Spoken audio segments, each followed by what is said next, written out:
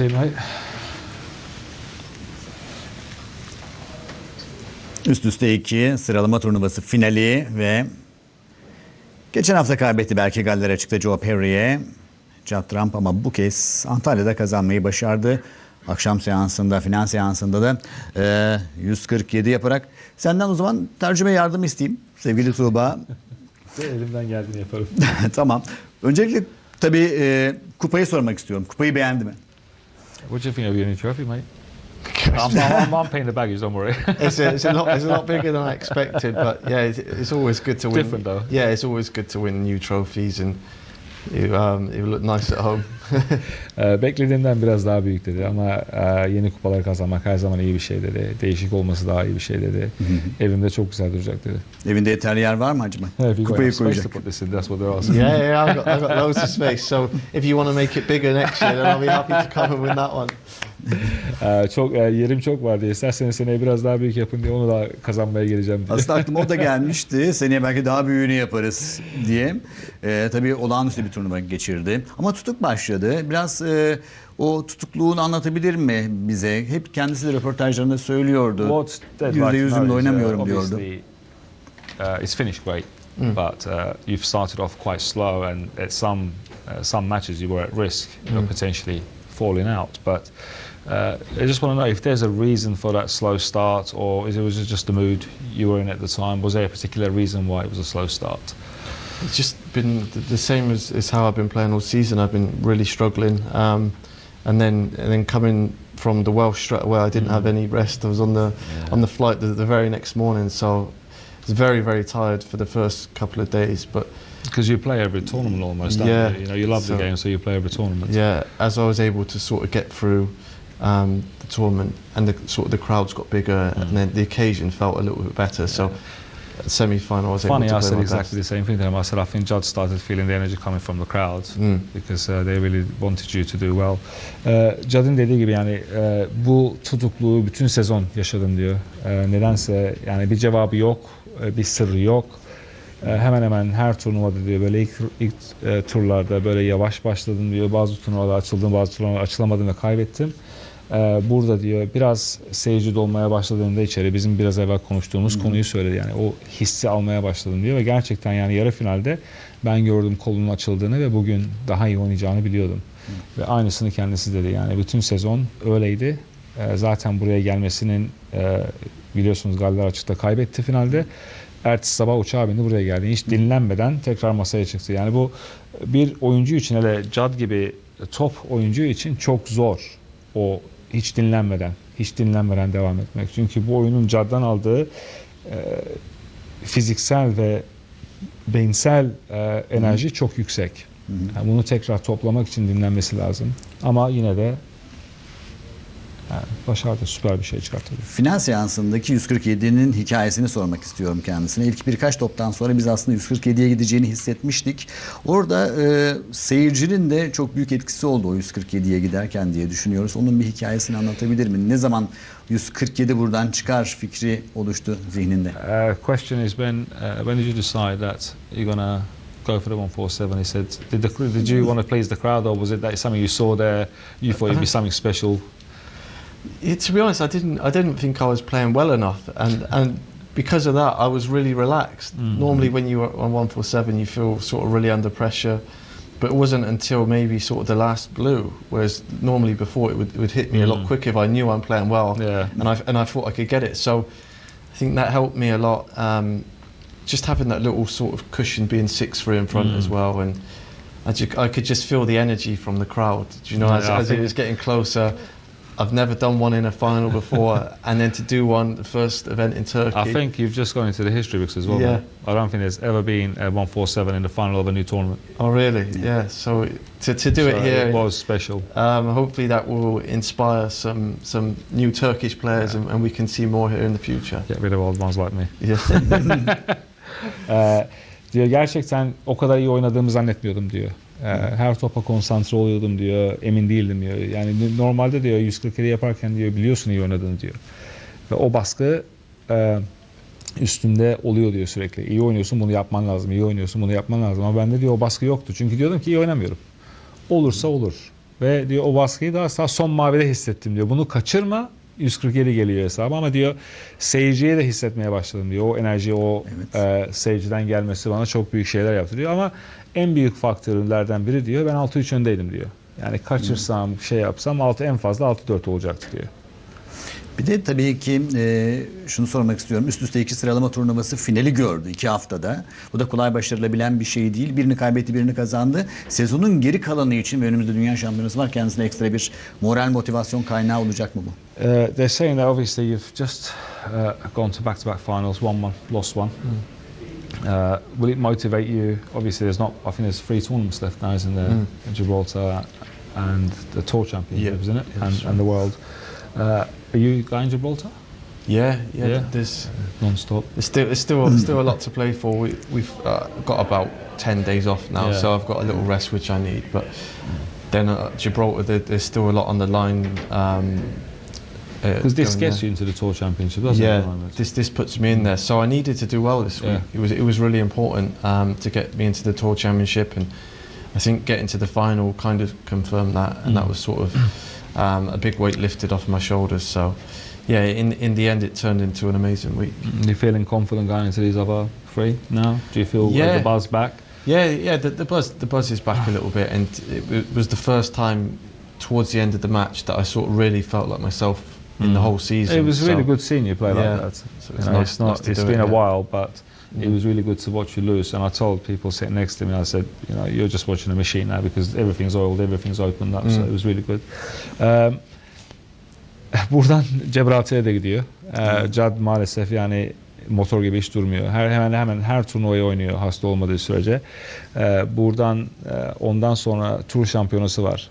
Türkiye'de iyi yapması onun tur şampiyonasına girmesine kazandırdı, hak verdi. Çünkü bu sezon iyi gitmediği için onun dışındaydı. Yani o ilk bu sezona bakıyor, bu oyuncuların ne yaptığına bakıyor.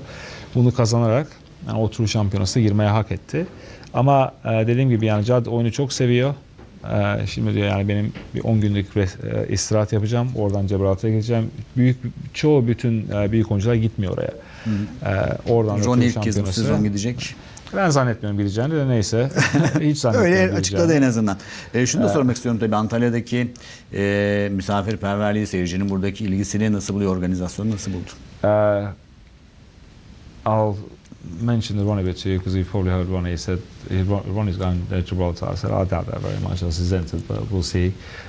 They want to know how you felt the hospitality was towards you, the fans, the hotel, the food, me, the organisation. How did you find us? It was really good. Obviously, coming to different events is always difficult, but yeah, there's been so many fans here, so much support. From the very first day I got here when I landed. I saved you at the reception. So it was good. It's always good to go to new places, and for everyone that's never been able to come to a live tournament, you could really feel how special it was. And there's some sort of super fans on social media that were saying that I'm going to be the first champion, and that so. They turned out to be right, but she was saying right. Yeah, as the tournament progressed, I could just feel the energy was different. Anytime you get to the semi-final and you're down to one table, it's like a whole different tournament has started, and that's when I really feel my best. And just seeing the energy of the people and just being able to witness it live after a tough couple of years for everyone, and just to be back and be able to play my best over here and make a 147 is really special. I think it was brilliant. Yani diyor ilk Antalya'ya geldiğim günden beri diyor çok muazzam bir senaryoyla karşılaştım diyor. Hatta kendisini ben resepsiyonda kurtardım. Daha otele girmeye çalışıyordu. İlk günde evet. Seyircilerimiz etrafında fotoğraf çekmeye çalışıyordu ve kendisi de diyor yani gerçekten o enerjiyi bu insanlarla beraber olup böyle oynamayı diyor ben çok sevindim diyor. İlk defa geliyoruz yeni ülkeler diyor. Bizim için her zaman iyi diyor yeni ülkelere gitmek. Ve burası diyor gerçekten özel bir hatıra olacak şimdi diyor. Çünkü 147'yi yaptı, turnuvayı kazandı, tur şampiyonasına girecek oradan. Evet. Yani bizim turnuvamız gerçekten onun takviminde çok önemli bir turnuva oldu şimdi. Seneye tekrar gelecek mi? Unvanını korumak için. Maybe. Maybe you can get another big trophy. Yeah, no, I'll see how big the trophy is first. If it's bigger, then I'll come back. Kaç fotoğraf çektirdi ya da tahmini? Do you have any idea how many photos they've took of you? What's that? Any idea how many photos they've took Oh of you? God, no! It's been relentless, really. I try to be as polite as possible and do as many as I possibly can, because it's always important.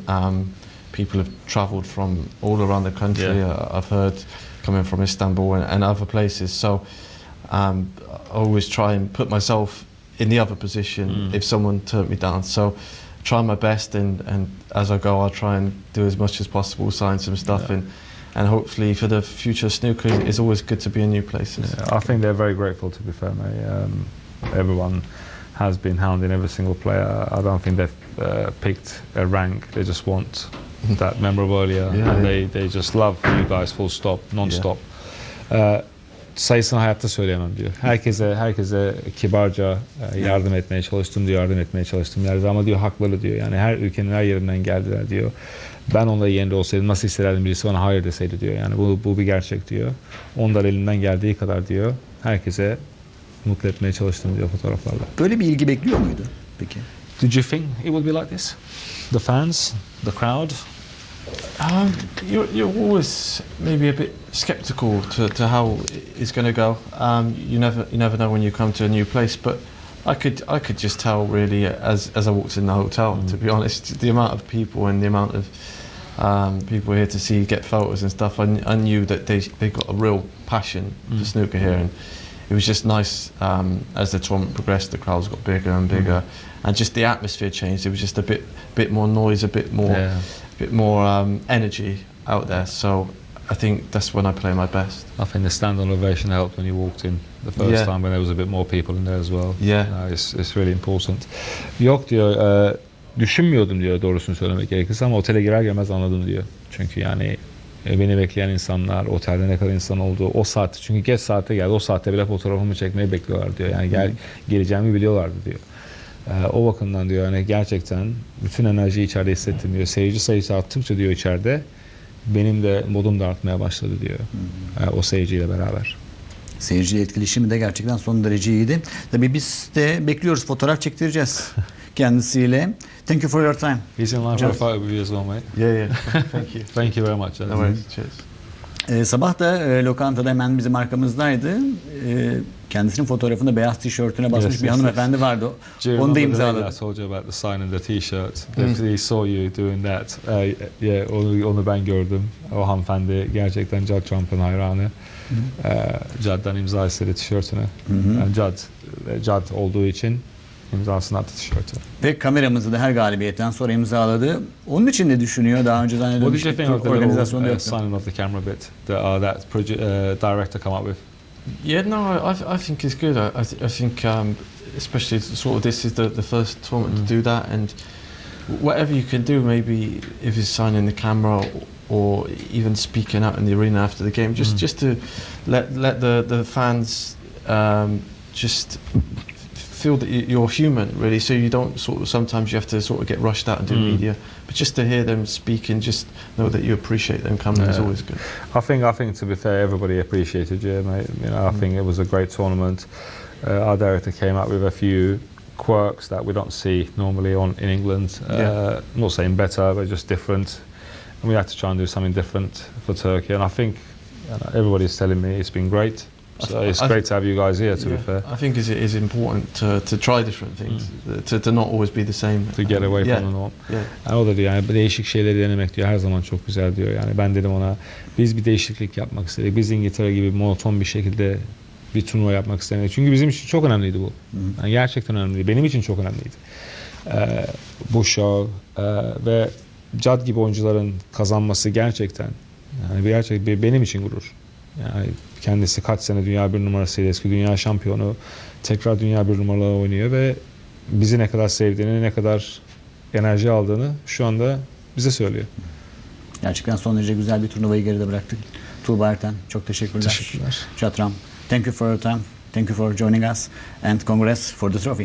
Thank you very much.